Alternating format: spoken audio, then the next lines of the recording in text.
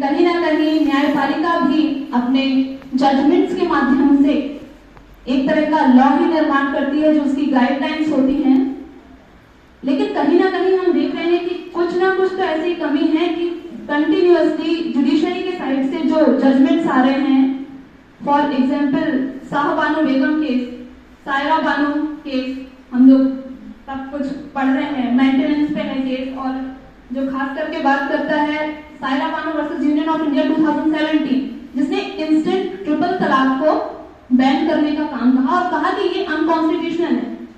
देखिए, मुझे लगता है मुद्दा यहाँ पर है कि जुडिशरी जो एक पार्ट है और लेजिस्लेचर एक अलग पार्ट है, इन दोनों की एक अपनी अपनी धुरी है जिस पर केंद्रित होकर ये अपना काम करते हैं। जैसे लेजिस्लेचर की धुरी मैं मानती हूँ जनता है और जुडिशरी की धुरी है कॉन्स्टिट्यूशन। तो जब भी लेजिस्लेचर अपना कुछ काम करेगा तो हम पाएंगे कि उसने जनता के हित को ध्यान में रखते हुए या जनता से रिलेटेड कुछ काम किया, लेकिन जुडिशरी जब कोई जजमेंट दे रही है तो उसका फोकस कॉन्स्टिट्यूशन पे है कि कैसे हम क्या ऐसा जजमेंट दें, क्या ऐसी गाइडलाइन दें जिससे कॉन्स्टिट्यूशन के जो मैंडेटरीज हैं उनको फुलफिल किया जा सके। और इसीलिए हम पाते हैं कि लेजिस्लेचर ने आज भी डिफरेंट कम्युनिटी के लिए पर्सनल लॉज बना रखे हैं, क्योंकि लोगों का ये मानना है कि हमको अपना पर्सनल लॉ चाहिए, मैरिज के लिए, डाइवोर्स के लिए, इनहेरिटेंस के लिए, सक्सेशन के लिए, अडॉप्शन के लिए। लेकिन जुडिशरी बार बार इन केसेस के माध्यम से ये बता रही है कि नहीं। शाह बानो बेगम केस में कहा जुडिशरी ने कि मेंटेनेंस इज द सब्जेक्ट जो इररिस्पेक्टिव ऑफ रिलीजन, मतलब धर्म के परे आपको मेंटेनेंस मिलना चाहिए। ये इस शाह बानो केस में कहा तो गया, लेकिन उसके बाद क्या हुआ ये भी हम सभी को पता है कि ऑर्डिनेंस आता है, एक एक्ट बनाकर सरकार को रखना पड़ता है। क्यों? क्योंकि जनता का विरोध दिखाई देता है और सरकार फिर छुप जाती है और अपना एक्ट लेकर आती है और कहती है कि नहीं, जैसा चलता आ रहा था वैसे ही चलेगा। रिलीजियस के अकॉर्डिंग ही मेंटेनेंस के प्रोविजन है। जो मोहम्मदन विमेन है उनको सिर्फ मेहर राशि ही दी जाएगी।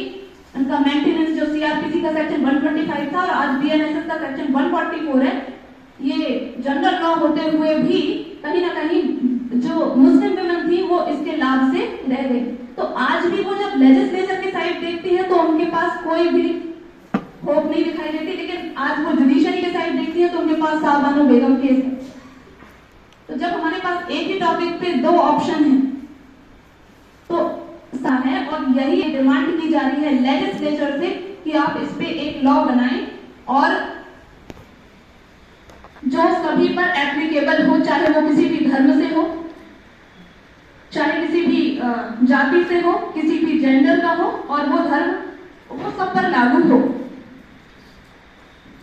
और एक अच्छी लाइन मैंने लिखी हुई है इसमें कि it that the independent judiciary is not only a guardian of fundamental rights but also a key driver of legal reforms that reflect India's evolving social fabric. Indian judiciary सिर्फ पार्ट 3 जिसे हम कहते हैं उसकी रक्षक नहीं है, उसका और ब्रॉड काम है। सोशल चेंज लाना भी जुडिशरी का काम है, क्योंकि वो किसी भी तरह के पॉलिटिकल प्रेशर से, जनता के प्रेशर से अलग है, परे है, और वही सच सामने ला सकती है। कंक्लूजन में कहना चाहूंगी, judicial independence has been vital in challenging discriminatory personal laws and advocating for gender justice in divorce provisions. Through landmark judgments, the judiciary has demonstrated that constitutional morality must prevail over outdated customs. Judiciary कहती है कि जो constitutional morality है वो custom से कहीं ज्यादा ऊपर है और हमें उसे फॉलो करना चाहिए, इस सोशल चेंज में अपनी भागीदारी देनी चाहिए। However, achieving a uniform divorce law requires a balanced approach that respects religious diversity while upholding the values of equality and justice. और इसीलिए यूनिफॉर्म सिविल कोड जो जुडिशरी के माध्यम से जिसको आगे बढ़ाया जा रहा है, इसको हर धर्म का सम्मान करते हुए, अवेयरनेस लाते हुए, लोगों को ये समझाते हुए कि वन नेशन वन लॉ होना चाहिए, और ये सब इंडिपेंडेंट जुडिशरी के माध्यम से ही हो सकता है। और बात है कि वर्तमान परिप्रेक्ष्य में इसका क्या है, तो मैं मानती हूँ कि इंडियन जुडिशरी पूरी तरह से इंडिपेंडेंट है। और यही कारण है कि हम देखते हैं कि लेजिस्लेचर के बहुत सारे प्रोविजन से हटकर इसके जजमेंट्स आ रहे हैं और कहीं ना कहीं बता रहे हैं कि कुछ ना कुछ लॉज में गैप्स तो हैं जिन्हें जुडिशियरी ही भर रही है, बिकॉज वो इंडिपेंडेंट है। Thank you.